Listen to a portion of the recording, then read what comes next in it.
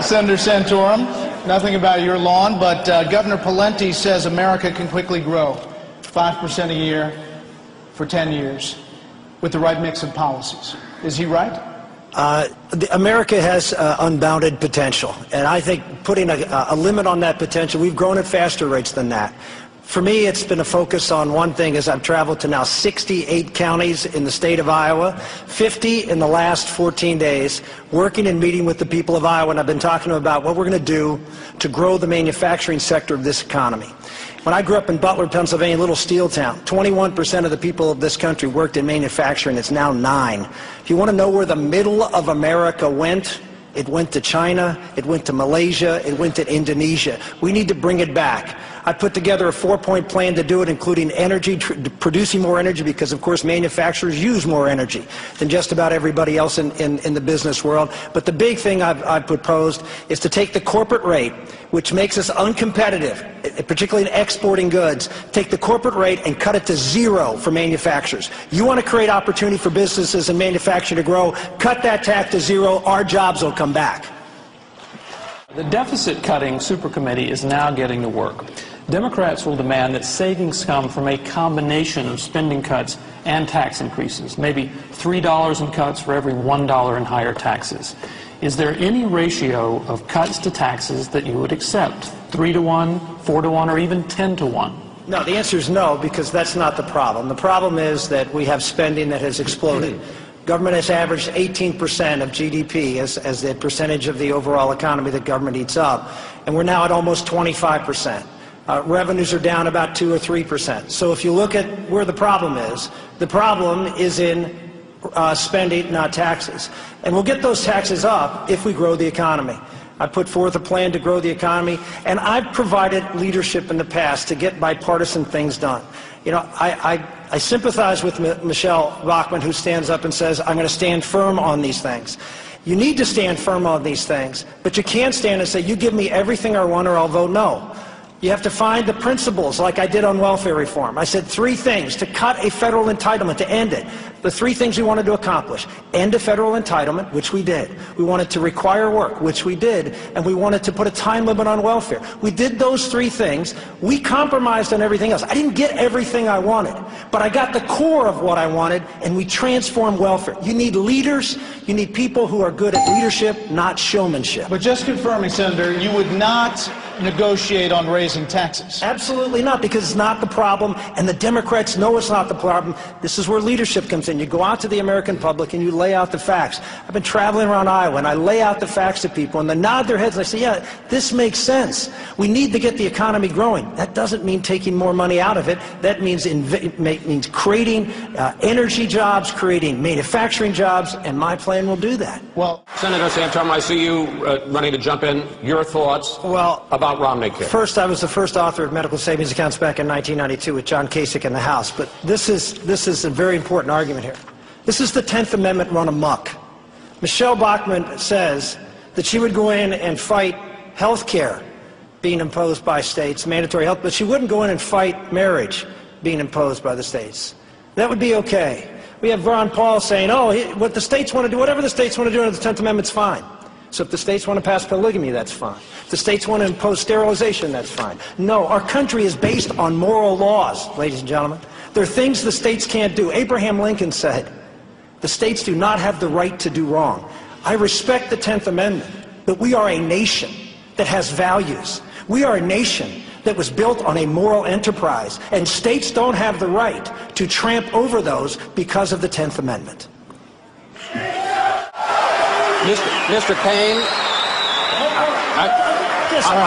Senator Santorum, I got a question for you. Well, as the author of the Iran Freedom Support Act, which he is criticizing, because I authored it when I was in the United States the Senate would actually impose sanctions on Iran because of their nuclear program.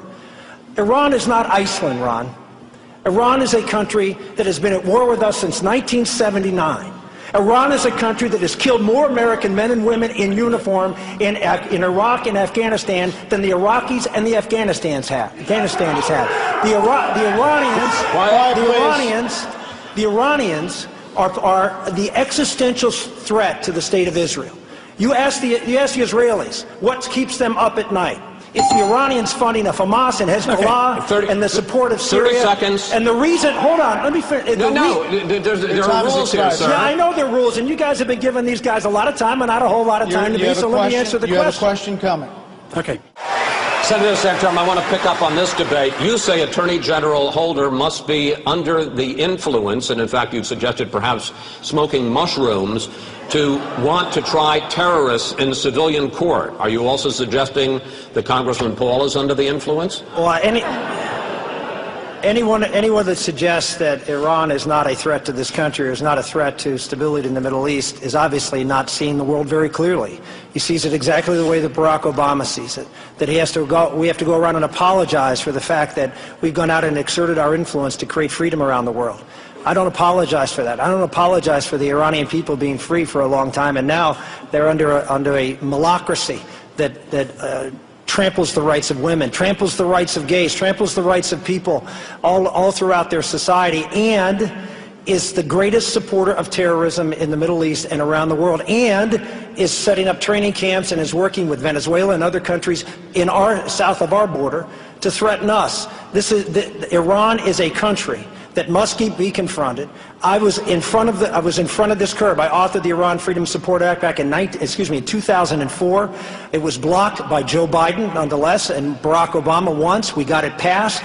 And I can tell you, if Rick Santorum and when Rick Santorum is president, Iran will not get a nuclear weapon because the world as we know it will be no more. Senator Santorum,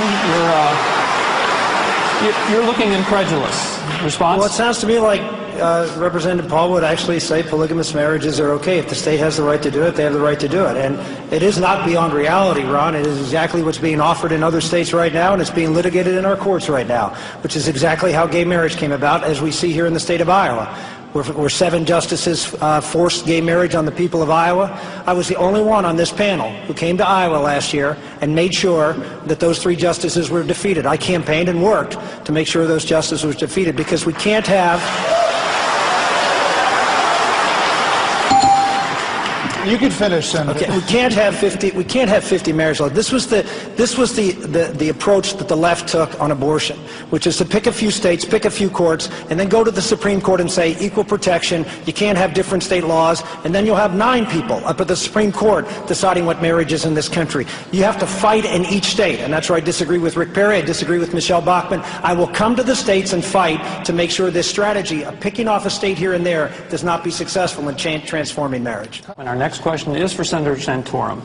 In June you said, quote, "I believe that any doctor who performs an abortion should be criminally charged for doing so. You would allow no exceptions for cases of rape and incest." Polls have long shown that large majorities of Americans support at least some exceptions for abortion. Are your views too much even for many conservatives to support? You know, the Supreme Court of the United States, on a recent case, said that a man who committed rape could not be killed, would not be subject to the death penalty. Yet the child conceived as a result of that rape could be. That to me sounds like a country that doesn't have its morals correct. That child did nothing wrong. That child is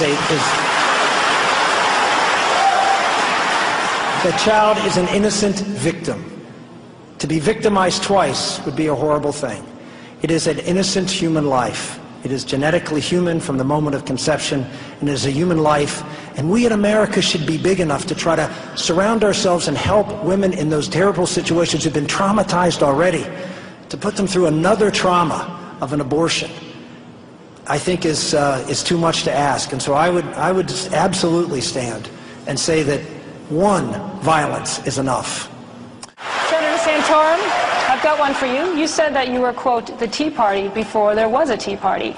But a top Tea Party goal, particularly in Iowa, is to revert back to the gold standard, something you oppose. How do you consider yourself in line with the Tea Party without agreeing on this major issue? Well, first off, I didn't say that. The Washington Post said it. I simply commented what they said. I don't take the claim. The Tea Party organization is flat, and it should stay that way. It should support ideas, not candidates, and people who stand up and say they lead it.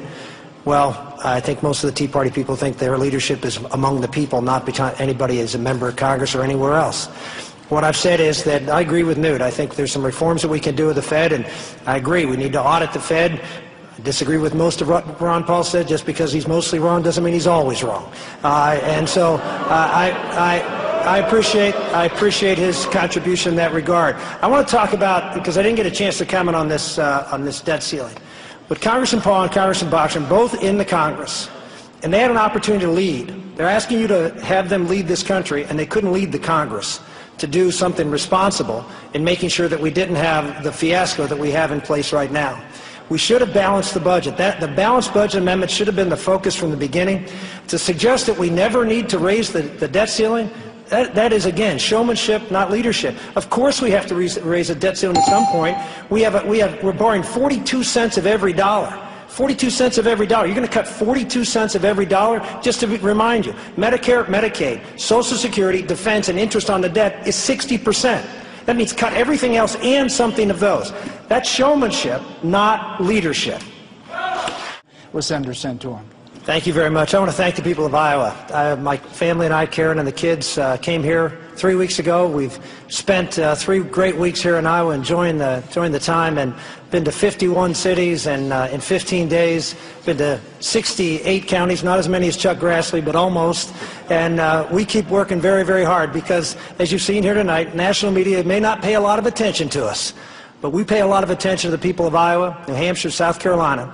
And we're going to be out in your communities. We're going to be working very hard to earn your trust so you can kick the tires and you can see what kind of president you want. Someone who has leadership, proven leadership, and can get things done in Washington, D.C., and been a consistent conservative. And guys who can beat incumbent Democrats, 3 of them. 3 incumbent Democrats. That's better than anybody else on this panel. Mr.